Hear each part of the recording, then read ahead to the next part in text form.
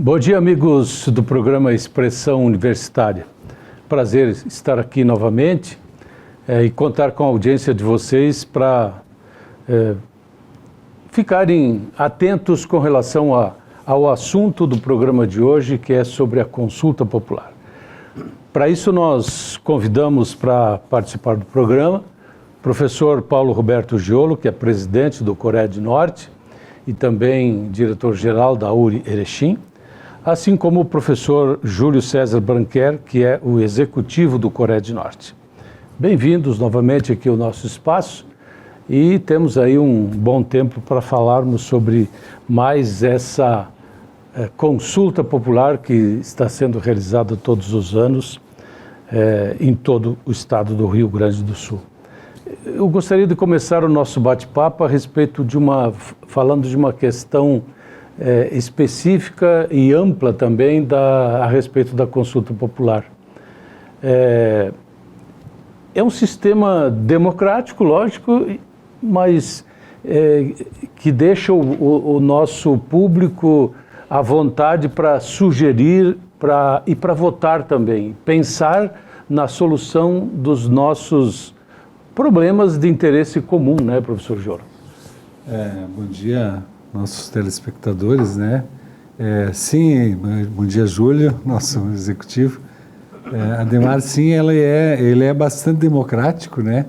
E possibilita que as pessoas, que os cidadãos, que a comunidade pense, não só problemas, né? A gente às vezes vê só problemas, mas pense em alternativas, boas ideias, porque ele faz com que as pessoas possam incluir essas ideias diretamente no sistema da consulta popular. Aliás, depois nós vamos chamar, mas vai até o dia 17 de maio o tempo para incluir. Então, não precisa especificar ali o projeto, ele tem que colocar a ideia, o que ele acha que poderia ser feito, que poderia ser melhorado ou que poderia ser feito aqui, que ele já viu em algum outro lugar do Brasil ou do mundo, né? E essa sugestão depois vai passar por uma avaliação do Estado, né? Se realmente viável, vem para a gente discutir na Assembleia e colocar na cédula, se ela também na Assembleia for considerada útil, né? E realmente significativa, vai para a cédula e aí pode ser escolhida. Então, realmente bastante democrático. Os valores não são, assim, valores fantásticos, mas hoje nós temos 1.885.000 para 3 que vão ser eleitas, então 628.000, né, cada uma delas. Então, pode ser feito realmente melhorias, novas ideias, aplicações. Então, acho que sim, é um sistema bem democrático, bem interessante, que só tem no estado do Rio Grande do Sul, né? É o único estado. Isso começou lá, os COREDs com ocolares, né? E também os recursos, né? Depois veio mudando para vários tipos, mas ela tá consolidada. Eu acho que realmente é um bom sistema para os COREDs se organizarem e pensar no desenvolvimento de cada uma das suas regiões. Mas é importante, professor Júlio, que se pense em propostas de interesse coletivo, né? Eu não posso puxar a brasa para o meu assado, né? Para a minha rua, para o meu bairro. Bom dia, Ademar. Bom dia, professor Paulo, aos telespectadores. Exato. Hoje a gente tem trabalhado, inclusive há alguns anos, na proposição de que os projetos sejam projetos regionais, né? Por que projetos regionais? Justamente para que o recurso, que não é em grande montante, ele seja aplicado da melhor forma possível e possa beneficiar o contexto geral dos municípios, todos os municípios da região. No momento que você utilizar o recurso para um único município, né, você até faz, né, o desenvolvimento local, mas não propõe processos estruturantes. Então, a ideia é isso, é que a gente tenha o início, pelo menos, de projetos estruturantes, o que já aconteceu com algumas áreas, né, que a gente tem feito o trabalho, como, por exemplo, o setor do vestuário, né, que se organizou a partir do primeiro projeto da consulta popular É claro que depois teve agregação de mais valores, mas foi a partir dessa sementinha plantada com o recurso da consulta popular. A mesma coisa o turismo, né? O turismo com 2 projetos da consulta popular, hoje nós saímos de um patamar para um patamar bem melhor, né, do ponto de vista do turismo.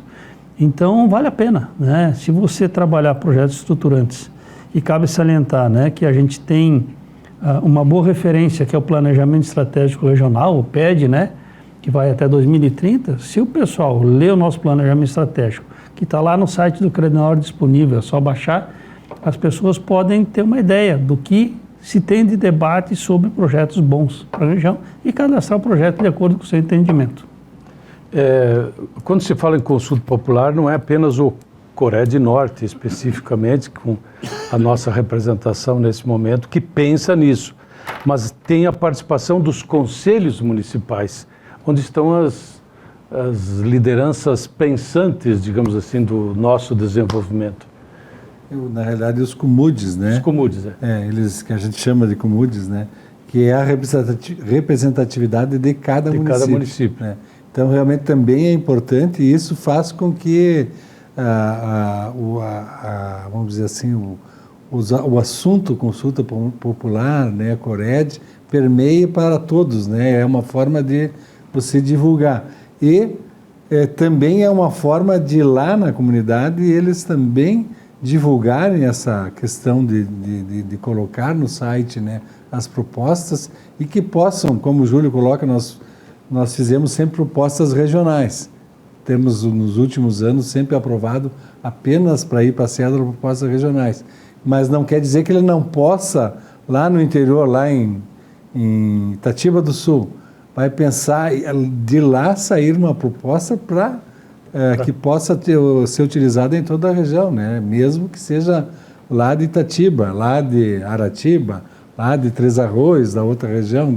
Então, pode ser feito essas proposições em qualquer município, né? Em qualquer lugar. E agora, até o Júlio comentou, pode ser feito até de fora da região, né? E desde que lá em Erechim poderia ter tal coisa que beneficiaria o turista, né? E que beneficiaria para toda a região, isso também pode entrar. Então, o olhar de fora sempre, às vezes, é mais perspicaz em alguns sentidos. Né? A gente fala, às vezes, né, chega a cidade tem atrativos turísticos, mas chega na cidade e não tem uma estrutura para receber. Então, até temos uma proposta lá das quentinhas, né, que não evoluiu em função do tempo, mas seria, tem um espaço para que o turista chegue também lá, converse, conheça. Então, são muitas coisas que podem ser feitas realmente. Mas é importante salientar também, né, Júlio, que algumas áreas não podem ser sugeridas, algumas propostas, tipo segurança. Sim, exato. São 3 áreas, na verdade, que foi definido pelo conjunto dos Coreds, que caberiam como dever do Estado, né?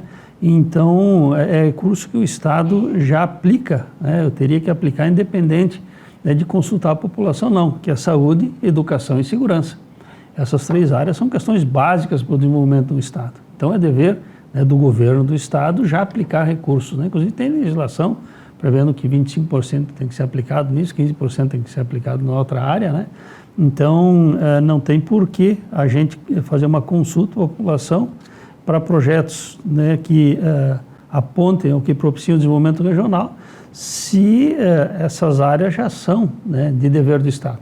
Então, essas 3 áreas não tem como o pessoal cadastrar, e se cadastrar não vai passar na plenária, porque está no regimento interno da consulta popular.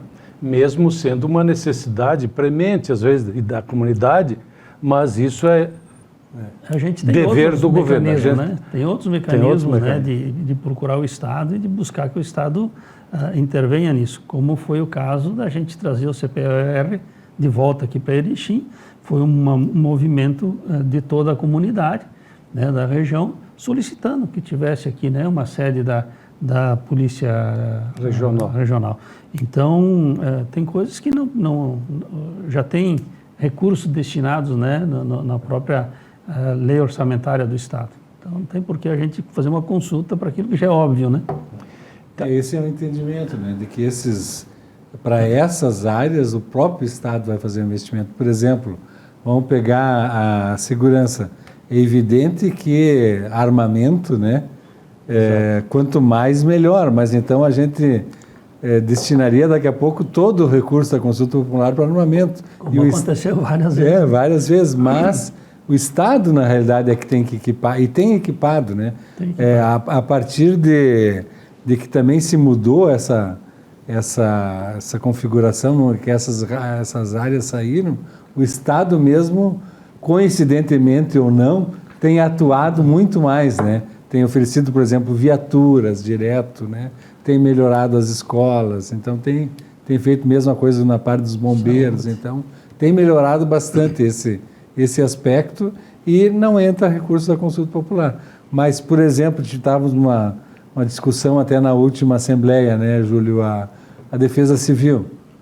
Bom, a Defesa Civil daí ela está fora da questão da segurança e a questão dos bombeiros, então aí até pode-se trabalhar para equipamentos, pode-se trabalhar para uma viatura. A Defesa Civil não faz parte da estrutura do Estado.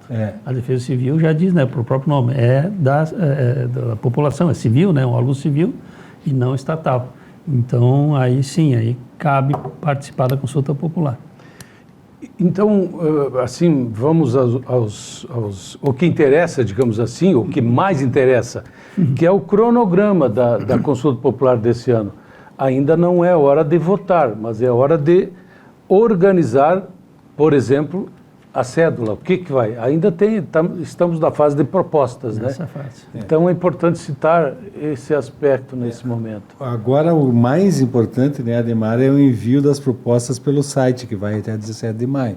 Que para ser debatida na Assembleia, ela tem que passar por ali. Não posso chegar na Assembleia e dar uma ideia e nós vamos pegar ela, não. O caminho dela é via site, então todas têm que ser postadas até o dia 17 de maio e a partir daí é que o Estado daí vai fazer uma peneira, né? Vai ver quais são válidas ou não e nos passa na Assembleia para discussão.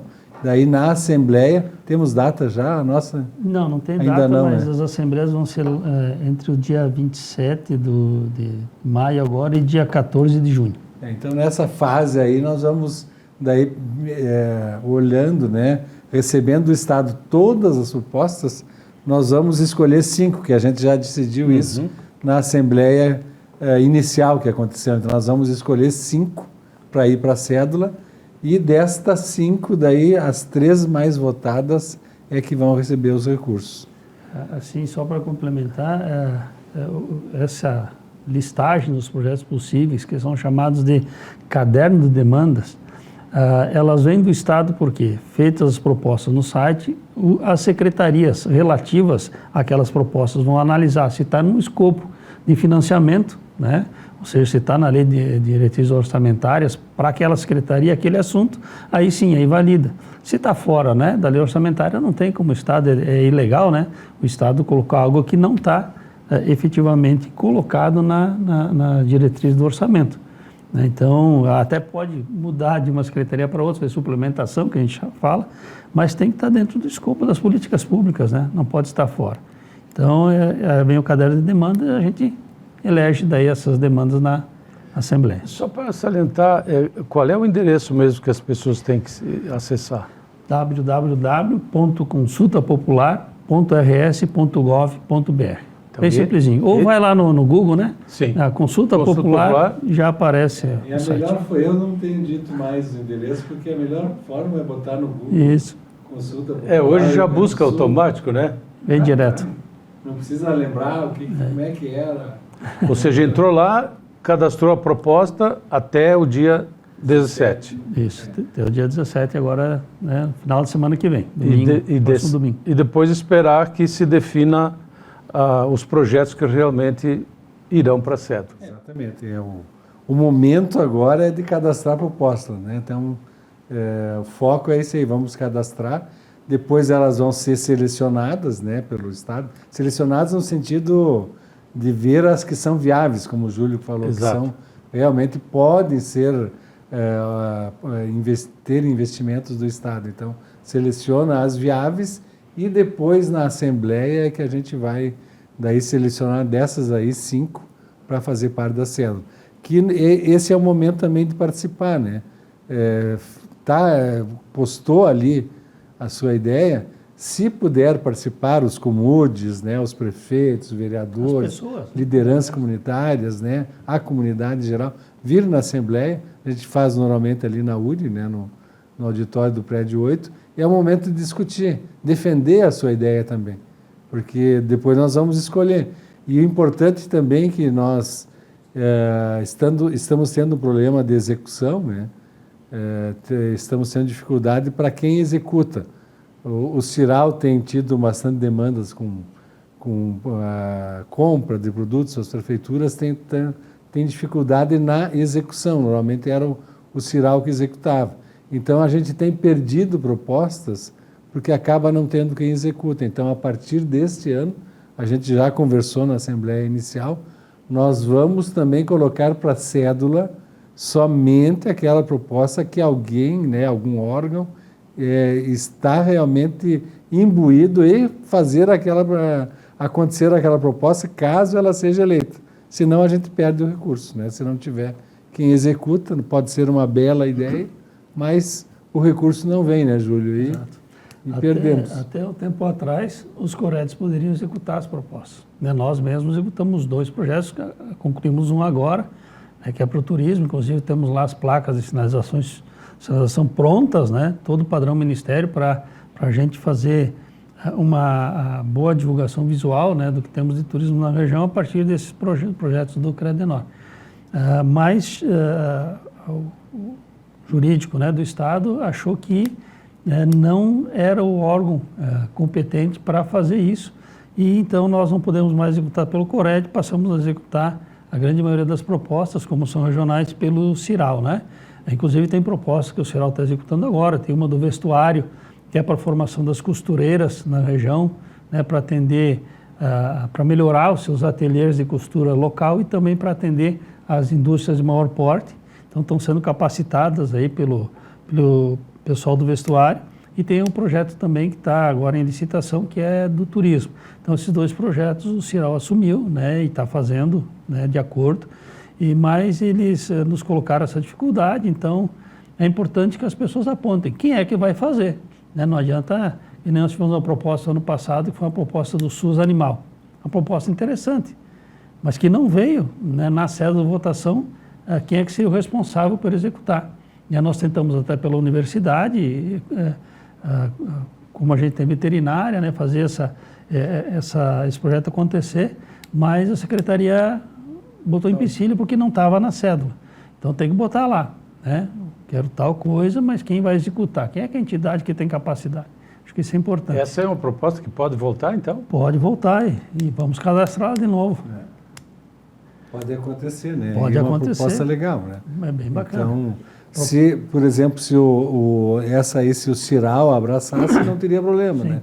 Mas como não temos esse braço mais, então, para essas ações, nós vamos ter que sempre já deixar especificado quem é que vai executar. Então, isso não precisa ser nem na proposta, né? Pode ser na Assembleia a gente já decidir, bom, vamos colocar... Tem gente para fazer. Exatamente. Mas é interessante, inclusive, que já venha, né? Com a sugestão. Com a sugestão. Veja bem, se nós elegermos as 3 propostas, R$628 mil cada um, se uma não passar, e se for interessante e não tiver gente que execute, são R$600 mil que voltam para o governo. Perde esse valor. Aí a consulta, na verdade, fica com 1.200.000 e poucos de... por nossa incapacidade de executar. Né? Inclusive, o Estado tem, na medida possível, pago, segundo a representante da Secretaria de Planejamento que esteve na nossa Assembleia, ela disse que tem 13 projetos com subvenção, ou seja, tem recurso lá. A questão é quem vai executar e quem propôs, pressionar, né, a Secretaria para que o nosso projeto não fique por baixo, né, dos demais, e sim por cima. Mas é o seguinte, A gente sabe como é que funciona a política pública, né? Quem faz mais peso, tem mais peso político, quem insiste mais e quem vai mais atrás consegue, né? Então, a nossa região está pecando um pouco nisso, nós temos que melhorar. Já foi decidido, inclusive na plenária realizada nos últimos dias, lá na URI, que serão apresentadas 5 propostas prioritárias constantes no planejamento estratégico regional aos nossos futuros candidatos ao governo do Estado. Dá para salientar quais as propostas, embora a gente não tenha ainda 100% definido quem serão os candidatos ao governo do Estado? Eu vou dar uma geral, pincelada, né? Porque é bastante aqui, nós vamos ficar umas horas. Foi decidido isso, né? E não é de agora. Então, esse é o PRORS 7, né? Então, é algo que os COREDs todos fazem. Então, para os candidatos, vamos explicar como é que funciona, né?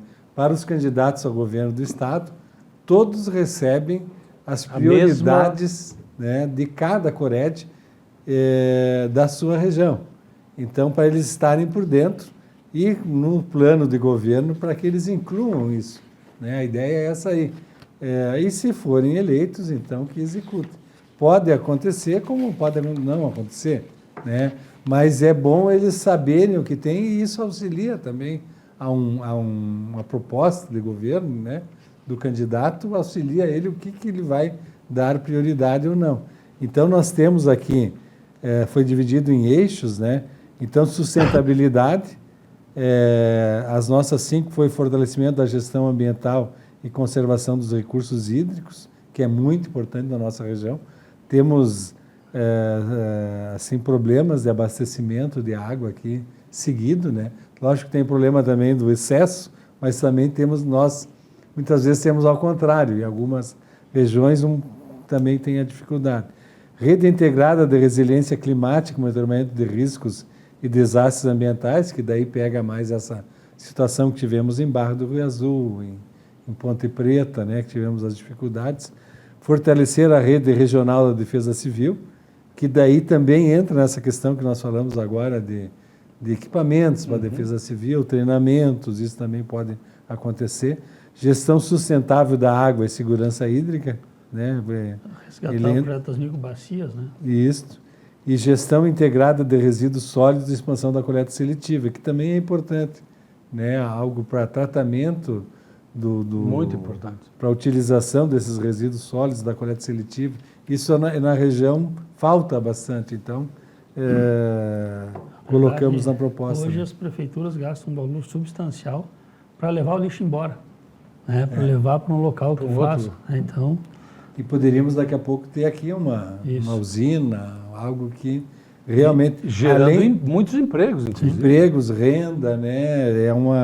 E melhora também essa população mais que trabalha com essa reciclagem, muitas vezes elas são bastante vulneráveis.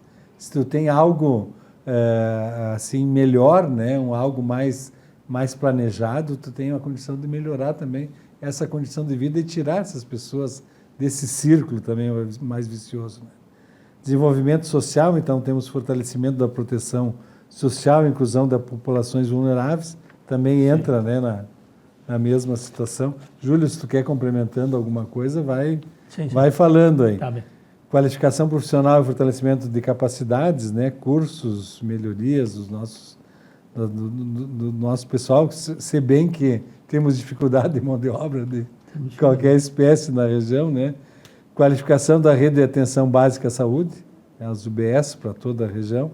Qualificar e fortalecer a rede hospitalar regional, aqui principalmente o Santa, né? Que é o nosso hospital referência mais pelo do que SUS, regional. Mais do que regional. Fortalecimento da área de segurança pública também. Vejo que aqui não estão ligados à consulta popular. Isso está ligado ao nosso planejamento estratégico. Então,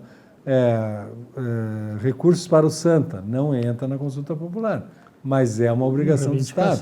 Segurança pública, exatamente. Isso faz parte do planejamento estratégico. Desenvolvimento econômico, então, fortalecimento e promoção da sucessão na agricultura familiar, a agroindústria familiar, isso é muito importante também. As regiões crescem muito com o fortalecimento da produção familiar, da agricultura familiar, mas da agroindústria familiar também. Temos exemplos aí.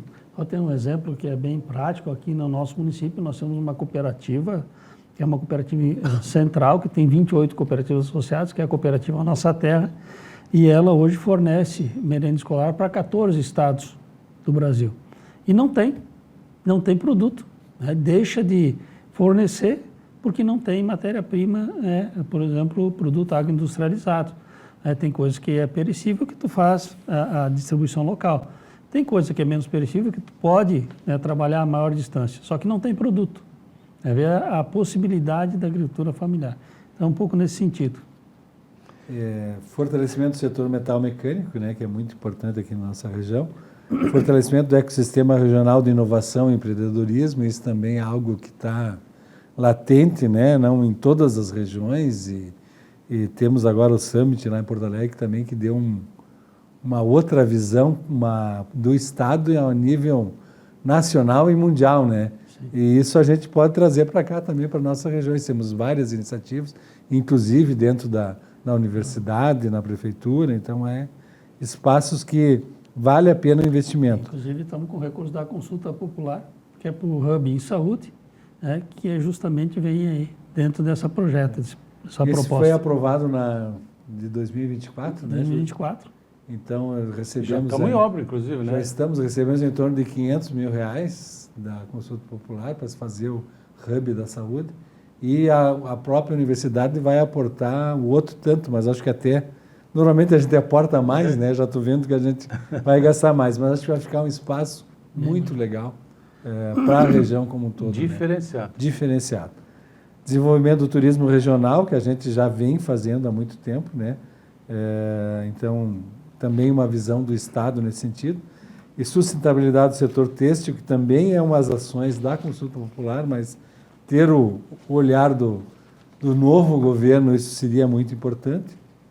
A infraestrutura, qualificação da infraestrutura viária regional de grande circulação, então a RS 135, que é fundamental, né, com a ligação do resto do estado e também com o restante do Brasil aí via BR-153 e a própria BR-153, que nesse espaço que não está pavimentado entre Erechim e Getúlio Vargas, né, é uma reivindicação. Conseguimos agora, com um esforço da região como um todo, criar realmente um orçamento para ela e para que inicie as obras efetivamente. Eu acho que é um grande passo.